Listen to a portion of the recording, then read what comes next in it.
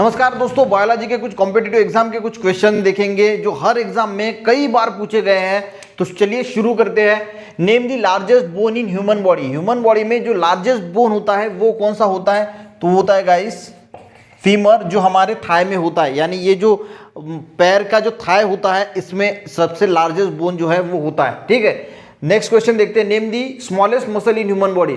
Smallest muscle कौन सी होती है? जो हमारे कानों में प्रेजेंट होती है। ये मसल, इसकी लंबाई जो होती है 1 मिलीमीटर होती है, उसका नाम है स्टेपिडियस मसल जो होती है। ये सबसे छोटी मसल होती है जो कानों में प्रेजेंट होती है, और 1 मिलीमीटर जो है इसकी लंबाई होती है।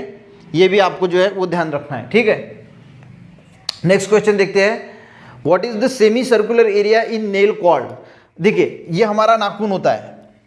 क्वेश्चन समझिए, सबसे पहले तो नाखून के ऊपर ये एक व्हाइट कलर का सर्कुलर होता है। देखिए, आप अगर अपनी नेल को देखेंगे तो यहाँ पे एक व्हाइट कलर का इस तरह का कर्व है, एक व्हाइट कलर का, तो उसको क्या बोला जाता है?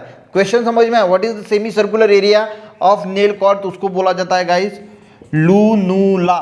ठीक है, तो उसको क्या बोला जाता है? लूनुला। बहुत इंपॉर्टेंट क्वेश्चन है, कई बार एग्जाम में पूछा गया है। नेक्स्ट क्वेश्चन देखते हैं। Name the largest when in the body. Largest when जो है वो हमारी बॉडी में वो कौन सी है? अब वेन का काम क्या होता है? वेन का काम होता है कि सभी पार्ट से, ऑल पार्ट से, बॉडी के जितने भी पार्ट्स हैं उससे ब्लड को हार्ट तक लेके जाने का काम करता है वेन्स। और लार्जेस्ट वेन जो है उसका नाम है इंटीरियर वेना कैवा। ठीक है, इसका नाम क्या है? Interior vena cava. ये लार्जेस्ट वेन है हमारी बॉडी में। नेक्स्ट क्वेश्चन देखते हैं। Why blood do not clot inside the blood vessel. देखिए, जैसे हमें कुछ कट हो जाता है तो ब्लड बाहर निकलता है और क्लॉट हो जाता है, क्लॉटिंग हो जाता है, पर हमारे बॉडी के अंदर जब ब्लड फ्लो होता है तो वहाँ पे क्लॉटिंग नहीं होती है, वो तो ब्लड फ्लो हो रहा है। वो होता है गाइस क्योंकि हमारे बॉडी के अंदर हिपेरिन नाम का एक सब्सटेंस जो है वो प्रेजेंट होता है। ठीक है, हिपेरिन नाम का एक सब्सटेंस जो है वो प्रेजेंट होता है, और इसकी वजह से हमारे बॉडी जो ब्लड है वो क्लॉट नहीं होता हमारे इनसाइड दी बॉडी। ठीक है, name the smallest bone in the human body. Smallest bone कौन सा होता है? तो वो हमारे कानों में होता है, जिसका नाम होता है स्टेप्स। तो स्टेप्स जो है वो गाइस सबसे स्मॉलेस्ट बोन है, वो कहाँ पे प्रेजेंट होता है?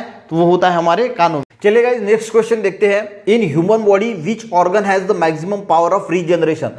रीजनरेशन पावर कौन से ऑर्गन की सबसे ज्यादा होती है? तो उसका आंसर है गाइस लीवर। लीवर की जो रीजनरेशन पावर होती है, रीजनरेशन यानी देखिए, लीवर अगर 90% भी अगर खराब हो गया तो ये फिर से अच्छा हो सकता है, यानी इसकी रीजनरेशन पावर जो है वो सबसे ज़्यादा होती है। यानी 90% भी लीवर, मैंने कहा कि खराब हो गया, 80% खराब हो गया, और अगर इसको काट भी दिया तो फिर से ये लीवर जो है वो बन जाता है फिर से। तो जो है वो लीवर की सबसे ज़्यादा रीजनरेशन पावर होती है। नेक्स्ट क्वेश्चन देखते हैं। विच component of blood is responsible for blood clotting. देखिए, जब भी हमें चोट लगती है तो थोड़ी देर के बाद ब्लड जो है वो रुक जाता है, तो उसको हम ब्लड क्लॉटिंग बोलते हैं। तो कौन सा ब्लड, यानी विच कंपोनेंट ऑफ ब्लड, ब्लड में कौन कौन से कंपोनेंट होते हैं? तो 4 कंपोनेंट होते हैं। एक होता है प्लाज्मा जो लिक्विड पार्ट होता है, एक होता है प्लेटलेट्स, एक होता है आरबीसी, और एक होता है डब्ल्यूबीसी। तो इसमें से जो प्लेटलेट्स होता है वो रिस्पॉन्सिबल होता है फॉर ब्लड क्लॉटिंग। ठीक है, नेक्स्ट क्वेश्चन देखते हैं। Name the smallest endocrine gland in human body. Endocrine gland जो है ना, इसको ही डकलेस ग्लैंड भी बोला जाता है। कई बार क्वेश्चन पूछा जाता है एग्जाम में कि एंडोक्राइन ग्लैंड को कौन सी ग्लैंड बोला जाता है, तो इसी को ही डकलेस ग्लैंड भी बोला जाता है। तो ह्यूमन बॉडी में सबसे स्मॉलेस्ट डकलेस या फिर एंडोक्राइन ग्लैंड कौन सी है? तो है गाइस पिट्यूटरी ग्लैंड। ठीक है, तो पिट्यूटरी ग्लैंड जो है ये स्मॉलेस्ट ग्लैंड है, एंडोक्राइन ग्लैंड है हमारे बॉडी में। नेक्स्ट क्वेश्चन देखते हैं। Total number of bones in human body. हमारे ह्यूमन बॉडी में टोटल नंबर ऑफ बोन कितने होते हैं? तो 206 हड्डियां होती है, पर अगर न्यू बॉर्न बेबी है, छोटा बेबी है, तो इसके अंदर 300 या फिर 280 के करीब जो है वो बोन्स होती है। 280, कभी एग्जाम में अगर 300 का ऑप्शन नहीं है, 280 है तो 280, पर वैसे 300 बोन्स होती है न्यू बॉर्न बेबी में।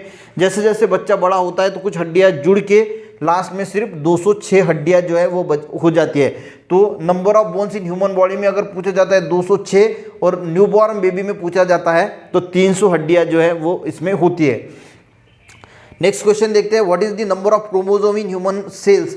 ह्यूमन सेल्स में कितने क्रोमोसोम होते हैं? तो होते हैं 46, और पेयर अगर पूछा जाता है तो 23 पेयर्स होती है। ठीक है, क्रोमोसोम की। What is the largest part of brain? Brain जो होता है हमारे बॉडी में, उसमें से लार्जेस्ट पार्ट कौन सा होता है? उसमें भी बहुत सारे पार्ट होते हैं, तो लार्जेस्ट पार्ट होता है सेरेब्रम। सेरेब्रम जो है वो ब्रेन का लार्जेस्ट पार्ट होता है। नेक्स्ट क्वेश्चन देखते हैं, what is the average length of small intestine? देखिए स्मॉल इंटेस्टाइन की एवरेज लेंथ कितनी होती है? अब यहाँ पे गाइज बहुत सारे बच्चे कंफ्यूज होते हैं स्मॉल इंटेस्टाइन और लार्ज इंटेस्टाइन में, कैसे वो देखते हैं। सबसे पहले इस क्वेश्चन का आंसर देख लेते हैं। तो इसकी जो लेंथ होती है वो होती है 7 मीटर। अब स्मॉल इंटेस्टाइन की जो एवरेज लेंथ होती है वो 7 मीटर होती है, और जो लार्ज इंटेस्टाइन होता है इसकी एवरेज लेंथ जो होती है वो होती है 1.5 मीटर। अब आप सोचोगे गाइज ये स्मॉल इंटेस्टाइन है फिर भी ये लंबा है।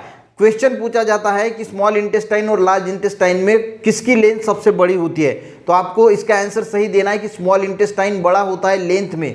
देखिए स्मॉल इंटेस्टाइन जो होता है वो लेंथ में बड़ा होता है, और जो लार्ज इंटेस्टाइन है ये लेंथ में कम होता है, पर इसकी जो चौड़ाई है वो बड़ी होती है और इसकी चौड़ाई जो है वो कम होती है, इसीलिए इसको स्मॉल इंटेस्टाइन बोला जाता है और इसको लार्ज इंटेस्टाइन बोला जाता है। समझ में आ रहा है आपको?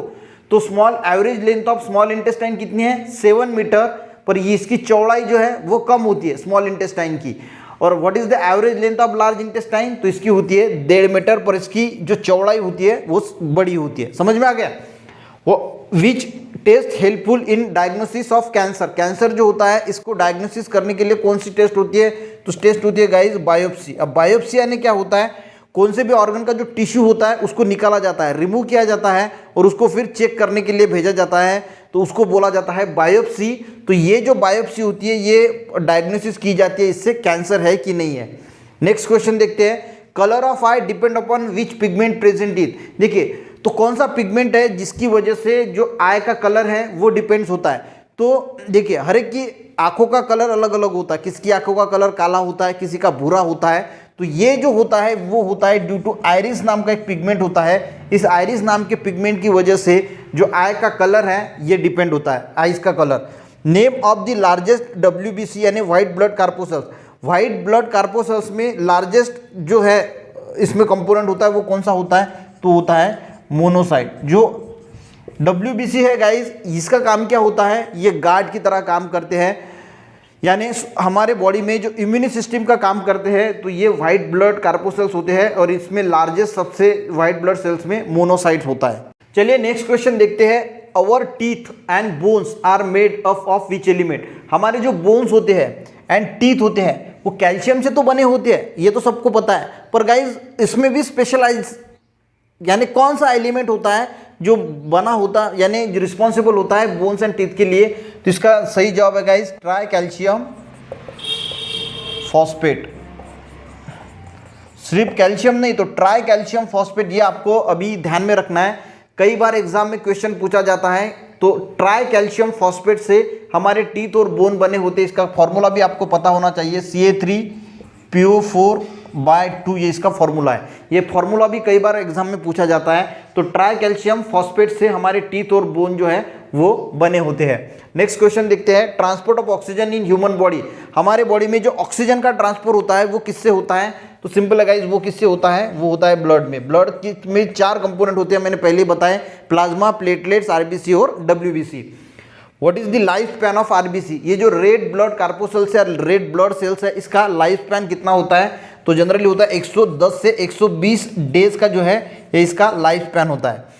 ये क्वेश्चन बहुत इंपॉर्टेंट है guys. Failure of which gland result in diabetes in human body? तो ह्यूमन बॉडी में कौन सी ग्लैंड अगर फेल हो जाती है तो इसकी वजह से हमें जो है वो डायबिटीज होता है। तो देखिए सबसे पहले हम समझते हैं कि डायबिटीज क्या होता है। तो डायबिटीज में देखिए क्या होता है, जो इंसुलिन होता है, ये इंसुलिन क्या करता है, हम खाना खाते हैं, खाना खाने के बाद हमारे बॉडी में ग्लूकोज बनता है, और ग्लूकोज जो बनता है वो इंसुलिन जो हमारे बॉडी में बनता है। देखिए खाना खाने के बाद उस जो फूड हमने लिया उससे क्या बना, उससे बना ग्लूकोज।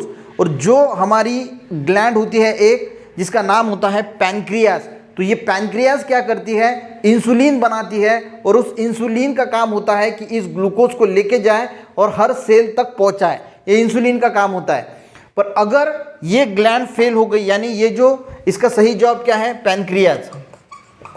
अब पैंक्रियास अगर फेल हो गई तो इंसुलिन नहीं बनेगा, इंसुलिन नहीं बनेगा तो जो ग्लूकोज हमारे बॉडी में बन रहा है ये हर सेल तक पहुंचाने वाला कौन है, इंसुलिन है। तो ये पहुंचा नहीं पाएगा, तो इसकी वजह से ये ग्लूकोज फिर ब्लड में चला जाता है और ब्लड की शुगर जो है वो बढ़ जाती है। ये गाइस जो बढ़ी हुई शुगर है ये ब्रेन में गई तो पैरालिसिस होता है, आंखों में गई तो आंखों की प्रॉब्लम्स होती है, किडनी में गई तो किडनी को फेल करता है, हार्ट में गई तो हार्ट अटैक लाता है। तो आपको ध्यान में रखना है कि कौन सी ग्लैंड है जो रिस्पॉन्सिबल है डायबिटीज के लिए, तो पैनक्रियाज। पैनक्रियाज अगर खराब हो जाता है तो फिर इंसुलिन निकाल नहीं पाता, इंसुलिन नहीं निकाल पाता तो सभी प्रॉब्लम जो होती है। तो ये गाइस मोस्ट इंपॉर्टेंट क्वेश्चन हमने यहाँ पे लिए हैं। नेक्स्ट वीडियो में इसके आगे के क्वेश्चन हम लेंगे। तो सभी इंपॉर्टेंट क्वेश्चन है, कई बार एग्जाम में पूछे गए हैं नेक्स्ट वीडियो में, और इसका नेक्स्ट पार्ट हम लेके आएंगे। टोटल हम 100 क्वेश्चन करने वाले हैं बायोलॉजी के। तो वीडियो अच्छा लगे तो एक लाइक ज़रूर कीजिएगा। थोड़ी हैंडराइटिंग थोड़ी ख़राब है पर कंटेंट बहुत इंपॉर्टेंट और ज़बरदस्त कंटेंट मैं आपको दे रहा हूँ। तो गाइस लाइक ज़रूर कीजिएगा और हो सके तो दोस्तों को शेयर भी कीजिएगा, और चैनल को ऐसे ही वीडियो पाने के लिए सब्सक्राइब भी ज़रूर कीजिएगा। Thank you.